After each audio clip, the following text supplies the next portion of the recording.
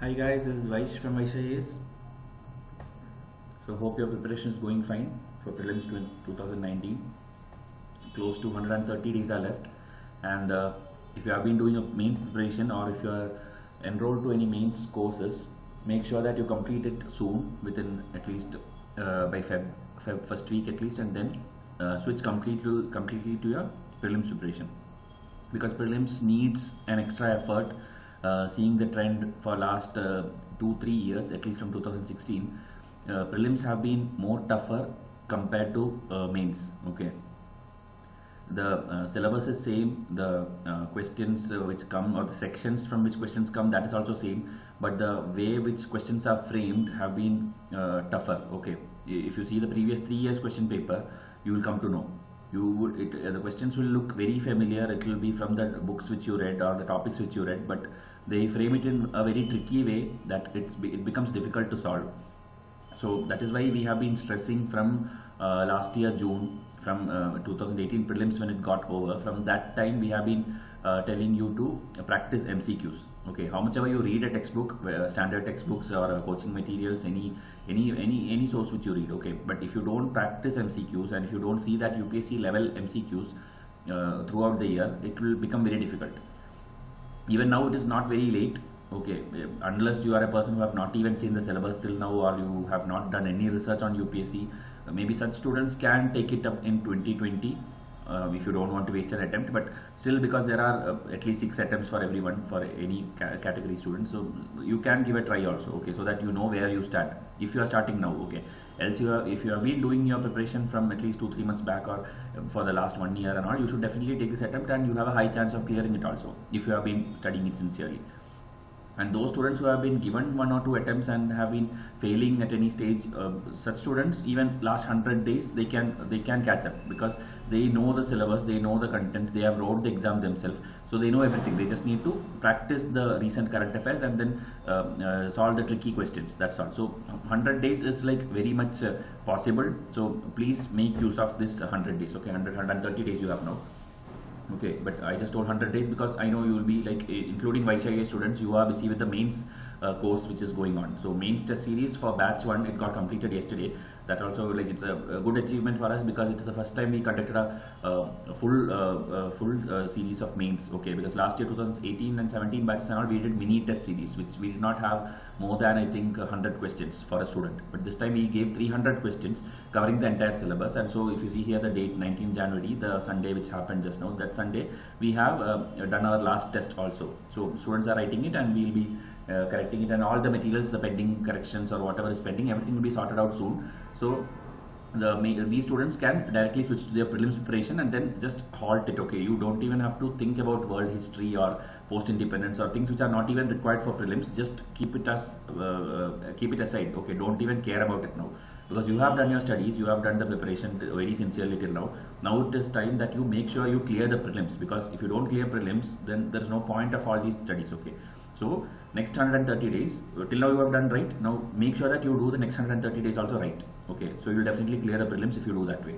Even if you are not enrolled to Vaishya's prelims, let me know why you are not enrolled. Else, you are a student who have not enrolled for mains and prelims, then you can reach us in WhatsApp and get the course. Okay, I'll show you the courses also, because now we don't have much time left. I don't think we'll make too many videos promoting the materials and all which we have, because students would have enrolled. Okay, those who are sincere would have already enrolled to the courses, and they will choose what is right for them. So we have enough, we have given enough samples, enough reasons to enroll to Vaishya. So till now, if you have done, it's fine. If you have not done, then you can continue the way you are doing it, and it will do you good. If you have done the preparation very sincerely, it will do you good, and 2019 you will easily clear prelims. Okay, so anyway, Vaishya, the courses which the most recent one which is available, I'll show you.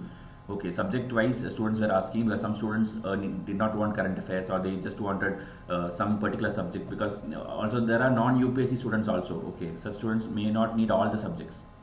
like ethics and all they don't need, international relations, everything they don't need. So that is why we have to customize the packages. So this is the subject wise, the smallest packages which we could do, which will give you all the subjects in different packages. Like if you need only history, if you need only geography, science, or if you need only polity, or just need economic survey, which is upcoming February 1st, the budget will come, so that time we will make it. So you can decide which one you want. So this is that kind of package, okay, for non-UPSC students I would tell. Then we have the combination packages also. The combination packages are one which will give you a small mini package kind of thing. Okay, it is not the full course, but it will have again certain combinations. Like history, there are students who do want only history, not sure what the reason is, but they need only history. So because this is like I think one of the best seller also. Most students prefer history alone. Maybe they find it tough or not sure. Okay, so that is the reason history they have been buying. But if you are a full-time UPSC aspirant, I would recommend to buy all the entire course. So these are such courses, okay, history alone, geography alone, or economics alone, or current affairs alone. Okay, this 299 is actually the recent current affairs, that is June 2018 to May 2019.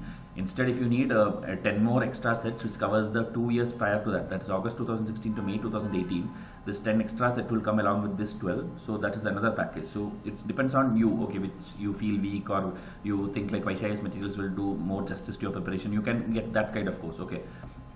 So we showed you subject-wise package, and this is the combination package. So anything you just have to WhatsApp me, okay, for details, how to enroll and all, I'll tell you.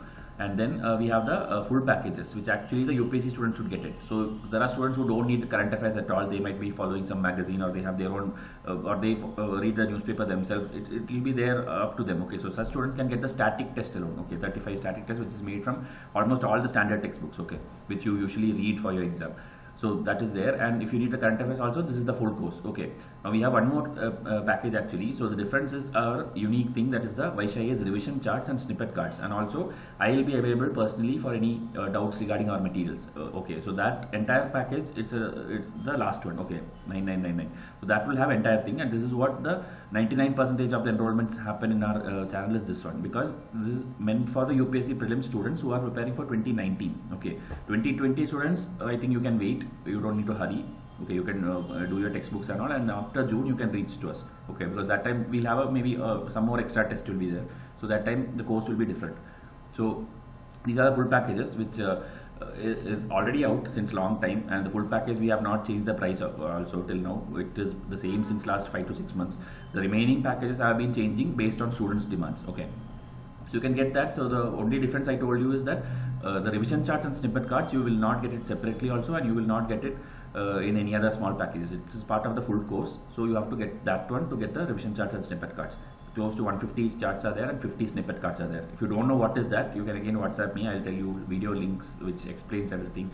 There are a lot of videos. Okay, you just see the last 15 videos of our channel itself, you will understand what all we offer. Okay, samples are there, thousands of samples are there. So try to get that. So these are the things which are available. I wanted to show you because we may not be making lot of videos now for prelims courses or something.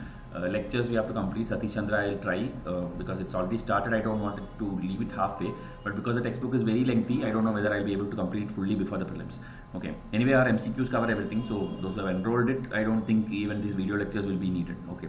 Mains it will be needed. That's a different thing. I'm talking about prelims now. So fourth chapter, that's what we have to do now. Please watch all the previous chapters because it's a continuous chapter by chapter. It's like there's a continuity. Okay, if you see the timeline here, it is taking you from the beginning of medieval history and it's coming. Okay, century by century it will go. So if you don't watch that and then directly watch this, then you will not be able to relate, and that is not a proper way to study also. So always watch history videos at least in order. Okay, because chronology questions also comes. So simply reading it random here and there, it won't help you in the exam. So this one we'll do it in 2 parts because it's a bit lengthy, and also I also took some extra minutes now to tell all these prelims stuff and all. So that's why 2 parts we'll do. Part 1 will have the first half of the chapter, and part 2 will have the second half, which I'll try to do today itself together. So 2 videos will go out. So this is the textbook which we have been doing, and the chapter name is Economic and Social Life, Education and Religious Beliefs. So if you see, it's not about any dynasty in specific or any kingdom or any king, because that's what we did in the previous 3 chapters. Okay, we were seeing Chola Empire, we were seeing the Kannauj Triangle, North India, South India, everything we have been seeing as kingdoms. But now we'll see the society, the people. Okay, so it will have the trade and commerce, the society, how they dressed or what the food they ate, what did they do for their living, how was the women condition in the society, such things. Okay, society. So it's more of a mains question actually, because UPSC usually ask like what was the caste system prevalent that time. Such things usually comes from mains, but there are some keywords here and there which unless you read it carefully, you will not get it, and that is what we actually pick up and make MCQs also. So if you want such prelims oriented things, you just focus on this when I'm reading it. Okay, I'll be reading it very fast because, as I told, it's more kind of a story. So you just need to catch the keywords here and there and just make notes so that you don't have to watch this video again or again go through the textbook one more time. Okay, so just make the keywords at least so that prelims is ready for you. Okay, so let's start. Although we have not yet studied political developments in North India from 1000 to 1200, the entire period from 800 to 1200 may be regarded as one for the purpose of studying economic and social life and religious beliefs. Okay, this if you have seen my last chapter, you will understand what this line means. Okay, last time we were looking only South India in this timeline, so they are telling like North India we have not discussed it, but for seeing the economic conditions and all, we don't need to see any kingdom specific thing. We can, by the whole thing, it will be similar only, like 800 to 1200, the society life is same. So we'll be seeing that in this chapter. Economic and social life, ideas and beliefs change much more slowly than political life. Okay, that is why many of the earlier features which existed before the 9th century continued during this period also. At the same time, there were a number of new factors which made the period different from the earlier one. Generally speaking, new elements as well as elements of continuity are found in every historical period, but the extent and direction of change varies. So again, I think there's nothing much to explain. There are several factors by which the social life changes or continues or how it proceeds. So trade and commerce is the first subheading which they take. So we'll see. In northern India, the period is often considered a period of stagnation and even of decline. Okay, UPSC will exactly take this statement. Okay, they will tell this thing: northern India, the period 800 to 1200 was a period of stagnation, justify or elucidate. So what they expect you is you have to write this entire thing which you're going to read now. Okay, the next 2 pages. So how they are telling the now you saw the line like it is declines, but how did they come to a conclusion? It's like the absence of gold and silver coins between these time. Okay, this time there is no much trade, there is no proof of much trade. Okay, the decline of foreign trade and absence of gold and silver coins is sometimes traced to the collapse in the west of the Roman Empire, with which India had a flourishing and profitable trade. Okay, so this is one reason maybe they are telling like the Western Roman Empire had collapsed, and India, because they had flourishing trade relation, because Roman Empire collapsed, India also had been facing the impact. Okay. So, however, recent studies show that the impact of the collapse of the Roman Empire on India's foreign trade was not as much as was believed at one time. Okay, so they're telling that may not be the strongest reason, but that is one of the reasons. Two powerful empires, okay, Byzantine Empire based on Constantinople, comprising parts of Eastern Europe and West Asia, that is the Turkey region. Okay, it's like a border of Asia, Europe. So that is this Byzantine Empire. And second, the Sassanid Empire based on Iran had risen following the collapse of the Roman Empire. So Roman Empire is getting over, and these two empires are rising in 2 sections. Okay, these names are all already, when I was doing R.S. Sharma textbook, which is already completed, all the 25 chapters are there. That time I had told you all these things. So at least now by this time, if you are a regular follower of Vaishya IAS, you should be able to connect it immediately. Okay, when you tell Byzantine Empire or Sassanid Empire, you should know where the location is. So India had extensive trade relations with both of these. Even more important was the growth during this period in India's trade and commerce with countries of Southeast Asia called Suvarna Bhumi or land of gold. Okay, so these kind of terms are there which UPSC used to ask, at least in the 90s or 2000s. They used to ask like Suvarna Bhumi, which is in the context of medieval India, what does it refer to? UPSC used to catch these kind of keywords and ask. So you should know like Suvarna Bhumi is Southeast Asia. Okay, the entire Southeast Asia, the Malay Indonesia peninsula. Now. So land of gold, and with Chennai, Bengal, South India, as well as Malwa and Gujarat were the main beneficiary of this. So this is the trade circle, you can tell. Okay, this entire Southeast Asia, okay, including China, they are telling. Okay, the silver currency continued in Bengal, and gold was plentiful in South India. The growth of the towns in Anilwara and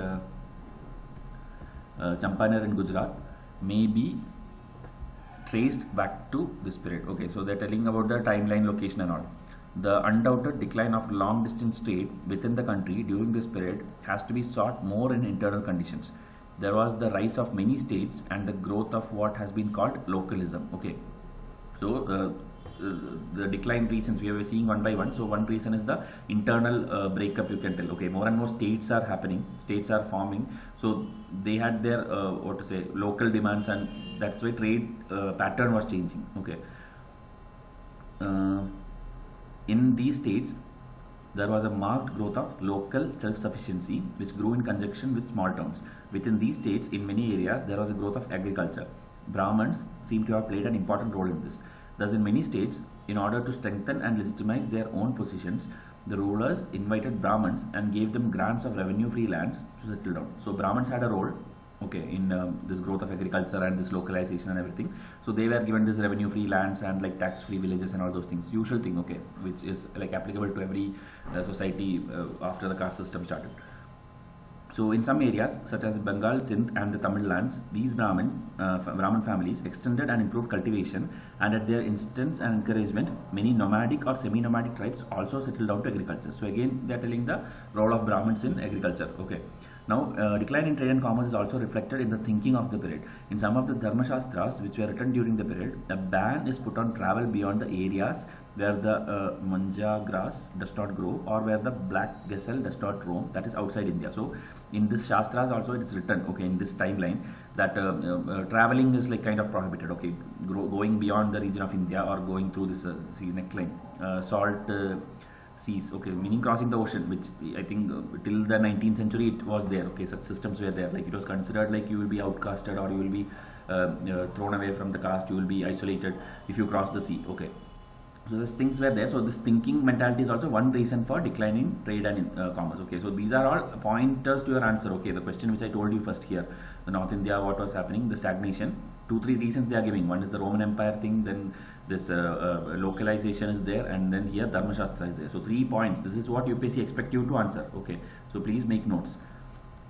Then we have accounts of Indian merchants, philosophers, medical men and craftsmen visiting Baghdad and other Muslim towns in West Asia during this time, okay. So a lot of travelers were coming. So perhaps the ban was meant for Brahmins only, okay. So they are telling like there were many travelers who came in, so maybe this ban which they tell in this Dharma Shastra is only applicable to Brahmanas, okay. And like discourage too many Indians going to the areas dominated by Islam. So this might be the intent, okay, because the western side of India was dominated by Islam and eastern side of India was by Buddhism. So maybe to not send Indians to those areas, maybe this ban was put. That is what they are like suggesting, okay. For fear of bringing back heretical, so they thought like those things will be brought back to India and so Hinduism will be affected. So such kind of thoughts were there at that time also. So that is why these things were done. The ban on sea travel did not interfere with the growth of India's overseas trade with the countries of Southeast Asia and China. Okay, so they are telling like the western side it was like kind of stopped, but eastern side trade was happening. A brisk trade between South India and the countries of Southeast Asia had started from the 6th century onwards.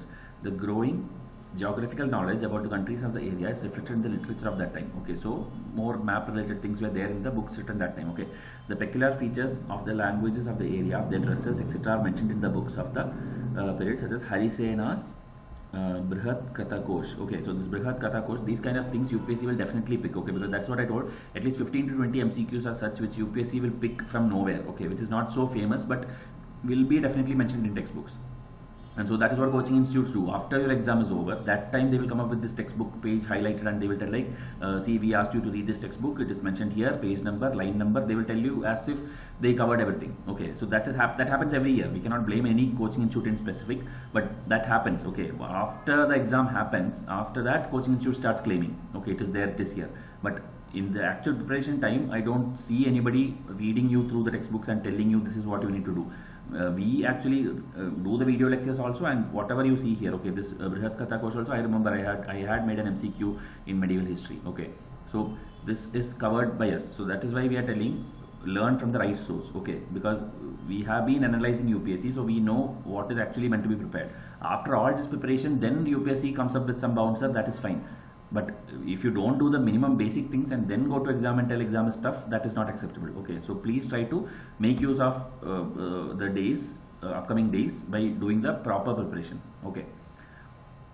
So there are many stories about the adventures of the Indian merchants in the magical waters of the area. Stories which became the basis of the well-known story of Sindbad the sailor. Okay, so those stories, fables and all came up from the actual trade which was happening.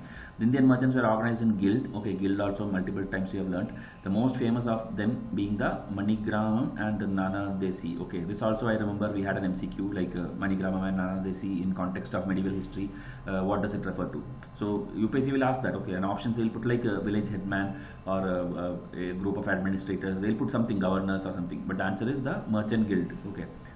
So many of the Indian traders settled down in these countries, and some of them even took wives from local population. So they started settling to wherever they go. Okay, the priest followed the traders, and in this way, both Buddhist and Hindu religious ideas were introduced in the area. Okay, so this intermingling of population resulted in the intermingling of religions also, Buddhism and Hinduism. That is why we see now across East India and all, the eastern side of India, in other countries, we see Buddhism and Hinduism. The Buddhist temple of Borobudur in Java and the Brahmanical temple of Angkor Wat in Cambodia. Okay, these two are actually news also now, because restoration works are going on, and India is also helping in funding and all these things. So it's already, I think it's asked also, 2016 prelims or something it came. So still UPSC can repeat questions, so make note of this. So religions were spread. Some of the ruling families of the area were semi-Hinduist, and they welcomed trade and cultural relation with India. In this way, Indian culture mingled with the local culture to establish the new literary and cultural forms. Some observers think that the material prosperity of the Southeast Asian countries, the growth of civilization and of last stage, was based on the introduction of Indian technique of irrigated rice cultivation. Okay, so Indians, this method is claimed to be one of the reasons of prosperity in those areas. Okay, in Southeast Asia. Okay, irrigated rice cultivation. The chief Indian port for sailing to Java, Sumatra, etc. was Tamarlipki. Okay, this for history optional students it's important. It was already asked also, like where it is in the map. It's in the Bengal region. Okay, Tamarlipki or Tamluk. That also match the following. They'll ask like new name and old name. In most of the stories of the period, merchants started for Suvarna Dvipa. Okay, we saw Suvarna Bhumi in the last page. That was entire Southeast Asia. The Suvarna Dvipa is specific to modern Indonesia. Okay, of Kataha, that is Kedah in Malaya, from Tamarlipki. So these are the ports, okay, travel which happened. The 14th century writer in Java speaks of people from Jambu Dvipa. Okay, so this is again, it's actually referring to India. Okay, Jambu Dvipa. This actually, if UPSC ask, I don't think everybody will answer it right. They'll be thinking it maybe Indonesia or Malaysia or Singapore or something like that, but it's actually referring to India. Okay, Jambu Dvipa. Karnataka, South India, and Gaud, Bengal coming unceasingly in large numbers in large ships. Gujarat traders also took part in this trade. So this is the some writer has, okay, some Java writer has written this, okay, this particular thing. So that is about the places, ports, relations. Okay, China had long been a main focus of trade in the Indian Ocean. The Chinese consumed enormous quantities of spices which were imported from Southeast Asia and India.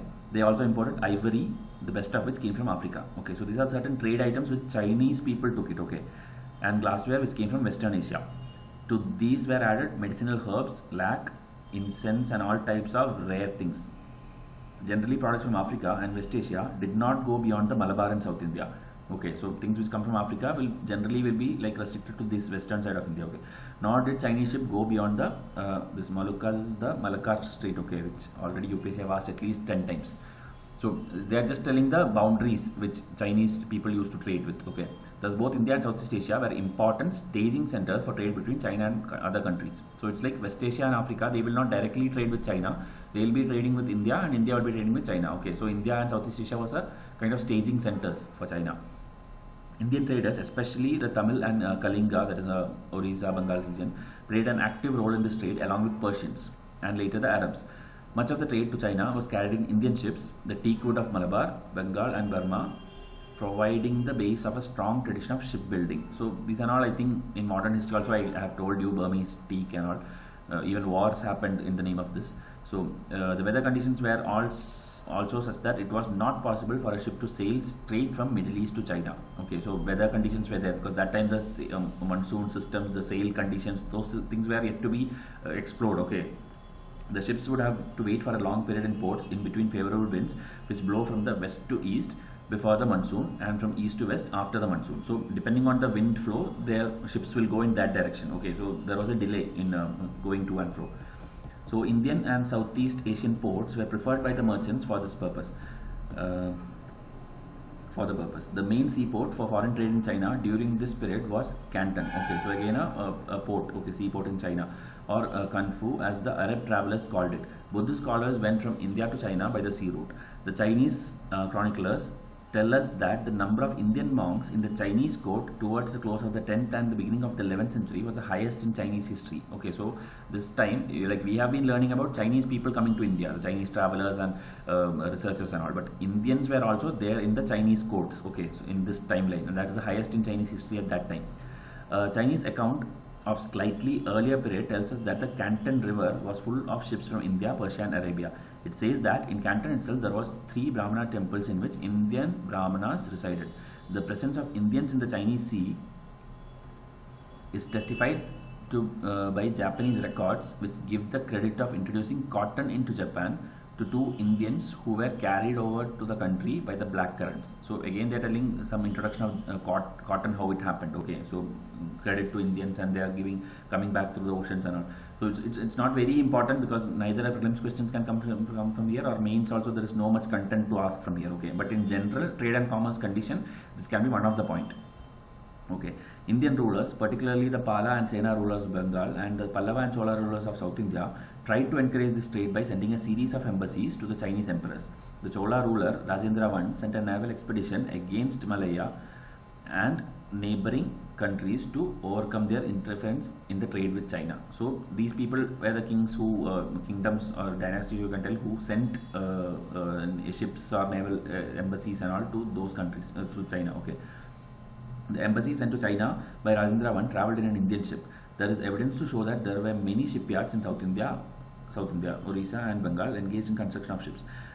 Such shipyards were also located on the west coast, including Gujarat. So these are the usual port or the coastal states. Okay, so there's no much new knowledge here.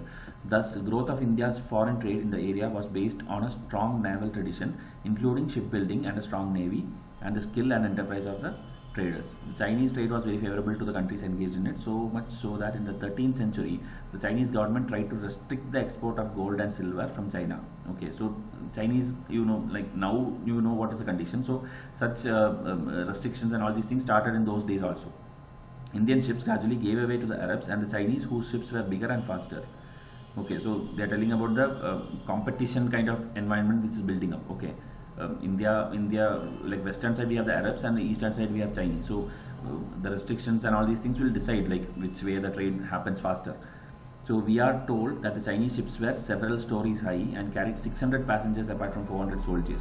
An important factor in the growth of Chinese ship was the use of mariner's compass. Okay, so this is a few reasons they are telling like why Chinese were overpowering the trade sector or something at that time. So they are telling the faster ships, bigger ships, then the mariner compass and all, which later traveled from China to the west. Okay, so this mariner compass origin they are telling from China it originated and it went to the west in later centuries maybe. So while India's trade with the western areas declined, trade with Southeast Asia and China grew steadily. The lead in this trade was taken by South India, Bengal and Gujarat. This was an important factor in the wealth and prosperity of those areas. So again, if you see this is like an entire summary. Okay, first they told 2-3 points of the decline or why it was slow. Then they are telling like India, western side the trade declined, and the eastern side it was like growing steadily. Okay, and lot of Chinese factors we saw. So this is like an entire picture. I hope it's clear now. Okay, now society. A number of important changes took place in Indian society during this period. One of these was the growing power of a class of people who are variously called Samanta, Ronak, Rauta, Rajput, etc. So these are different class of people in the society. Okay, so their origins were very different. Some were government officers who were increasingly paid not in cash but by assigning to them revenue-bearing villages. The Samanta, at least 10 times I myself have told you. Okay, these are the officers. Okay, administrative officers in different kingdoms. Okay, this name remains same. So they are now telling about these various names which is given by writers. Okay, Samanta, Ranak or Rauta or something. So they are telling like instead of cash they were given this revenue-bearing villages. Then there were others who were defeated Rajas and their supporters. Okay, who continued to enjoy the revenue of the limited areas. Still others were local military chiefs or military adventurers who had carved out a sphere of authority. So defeated kings are there, military chiefs are there, village chiefs are there. All these people are like addressed by these names. Okay. Still others were tribal or clan leaders. The actual position of these sections varied. Some of them were only village chiefs, some of them dominated a tract comprising a number of villages, while a few dominated an entire region. They constantly contended against each other and tried to enhance their sphere of authority and privileges. So they were fighting with each other, okay, for power. The revenue assignments called bhoga or fief, okay, granted by a ruler to his officers and supporters were temporary. Okay, So again telling about that revenue bearing villages and all this is given, which is like temporary. Okay. However, in practice this was rarely done. That is, the ruler, if they want, they could have taken it back also. Okay, such powers were there, but it is not done. Okay, it's like just the power is there, but they won't take it back like that. According to current notions, it was a sin to deprive even a defeated ruler of his lands. Okay, this is one thing. Like even if a king is defeated and he is no longer the king or something, but the areas or land which he controlled, that is not like snatched away from him or something. Okay, so as a result, there were a lot of other people or defeated kings who were like occupying positions and having their own authority over certain lands. Okay, kingdoms of the period included large areas dominated by defeated and subordinate rulers who were constantly on the lookout for reasserting their independence. Within the territories of these rulers, again various officers looked upon their assignments as hereditary fiefs. In course of time, even various government officers began to be considered hereditary. We have in an earlier chapter seen in a case in Bengal where, again, whatever I have already told you, okay, Mahamantri and all. Similarly, most officers began to be considered the monopoly of a few families. The hereditary chiefs gradually began to assume many of the functions of the government. They not only assessed and collected land revenue, but also acquired more and more administrative powers. Okay, so it's like, I think there's no much takeaway. We are reading the same line again and again. So many kind of people were there. They were all fighting for land, so they were fighting with each other and then trying to create their own authority over others. Okay, this type of society may be called a feudal society. This feudalism, everything I have taught you many times. Please watch the videos in order. The common feature of a feudal society is that the dominant position in society is held by those who draw their sustenance from land without working on it. Okay, the growth of such a society in India had far-reaching effects. It weakened the position of their ruler and made him more dependent on the feudal chiefs, many of whom maintained their own military forces which could be used to defy the ruler. The internal weakness of the Indian states became crucial in their contest with the Turks later on. The small states discouraged trade and encouraged an economy in villages or groups of, okay, it's again same thing, okay, villages breaking up, so it is affecting, it has a far-reaching effect, long-term effect, if they cannot contest with other countries. Okay, but the feudal order did not have disadvantages only.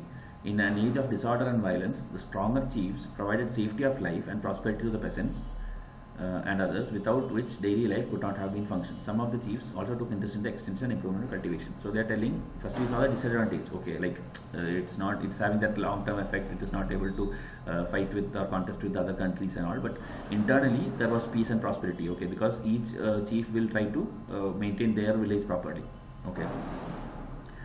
So condition of the people, there was no decline in the high standard of Indian handicrafts such as textiles, work on gold and silver, metallurgy, etc. during the period. Okay, this time all these trade things, it was like going fine, there was no decline. Many of the Arab travelers testify to the fertility of the Indian soil and skill of the Indian peasants. Okay, all the literary works of the period tell us that ministers, officials and landed chiefs lived in great ostentation and splendor. They aped the ways of the king in having fine houses which sometimes were 3 to 5 stories. Okay, so that again telling like how they lived, okay, the people. They used costly foreign apparel such as imported woolen clothes and Chinese silk and costly jewels and ornaments made of gold and silver to adorn their bodies. They maintained a large number of women in their households and had a train of domestic servants to look after them. Whenever they moved out, a large number of attendants accompanied them. They assumed high sounding titles such as Mahasamantadipati. Okay, Mahasamantadipati. So it's like different titles taken up, but a question I don't think can come from this full paragraph itself. Okay, so telling I don't think we need this. They're telling about like the ornaments which they wore, the dress types which they wore. Okay, so you just pause and see this section. Okay, I am skipping this particular paragraph, like clothes and all. They're even telling the colors and all this, which we don't need it. Just you have to know, like they had a proper prosper life, luxurious life, you can tell, not even settled or proper prosperous life. Big merchants also aped the ways of the king, and sometimes their living was quite royal. Of a millionaire, okay, Kotishwara in the Chalukyan Empire, we are told that huge banners with the ringing bells were hoisted over his house, and that he owned a large number of horses and elephants. They are again telling about the rich society. Okay, the main building was approached by a staircase of crystal and had a temple of crystal floor with walls which were adorned by religious paintings containing an image in crystal. Vastupala and Tejpala, who were ministers in Gujarat, were reputed to have been the richest merchants of the times. Okay, again telling about the Gujarat side also flourishing. From the above, we cannot, however, assume that there was prosperity all around. While foodstuffs were cheap, there were many poor people in the cities who could not get enough to eat. The author of the Rajatarangini, written in Kashmir in the 12th century. Okay, your name is not given. If you know, tell in comment section who is the author of Rajatarangini. Okay, I have told it in multiple videos already, and it has come in UPSC also once. Okay, tell me the author in comment section. Okay, so in that particular book, he's telling about like this fried meat, drank cooled wine. So they're telling like there were two extremes. Okay, that is the gist of it. I'll tell you. One is like we are seeing the rich families, how they lived the luxurious life and all. And there is other side where we have people who have only this rice and utpala saka. Okay, it's a wild vegetable they are telling of bitter taste. That means the poor had only like either they had nothing to eat, or if they had also they had this kind of food. So there are many stories of the hard lot of poor men and women, some of whom took to a life of robbery and plunder. Okay, as for the villages where the large bulk of population lived, we have to get information about the life of the peasants from literary works, grants of land, inscriptions, etc. So from various sources, we like it is a true fact that there were a lot of poor people also in the society. The commentators on Dharma Shastras tell us that the rate of the revenue demand from the peasant was 1/6 of the produce as before. Okay. However, from some of the grants, we learn a large number of additional cesses such as grazing tax, tax on ponds, etc. The peasants had to pay these taxes over and above the land revenue. In addition, some of the grants gave the grantees the right to levy fixed or unfixed, proper or improper taxes on the peasants. So there were a lot of other taxes also which made the life even more miserable for the poor peasants. Okay, the peasants also had to render forced labor, visti, which we have already told. In some cases, as in Central India and Orissa, we find some villages being given to the donis along with artisans, herdsmen, cultivators. Okay, so they are telling again different professional people there who were living, who are in the poor section of society. Okay, in literary works, we hear of chiefs realizing money on every opportunity that offered itself. We are told of a Rajput chief that he made money from sparrows, dead birds, pig dung, and their shrouds of dead bodies. So they're telling about there were people who were like too much money minded that they will make money out of anything. Okay, so these are different versions of writers. Okay, we are not sure like which is like true or which is false and all, but these are different writers versions of that time. Okay, that society. To this may be added the frequent recurrence of famines and wars. In the wars, destruction of water reservoirs, burning of villages, seizure by force of all the cattle or the grain stored in granaries in the markets, and destruction of cities were normal features, so much so that they are considered legitimate by the writers of the spirit. Okay, so such plunder and all became too much frequent that it's considered normal. Okay, like this loot and plunder and all these things, it's considered normal. Okay, because it is happening almost every day. So thus the growth of society increased the burdens on the common man.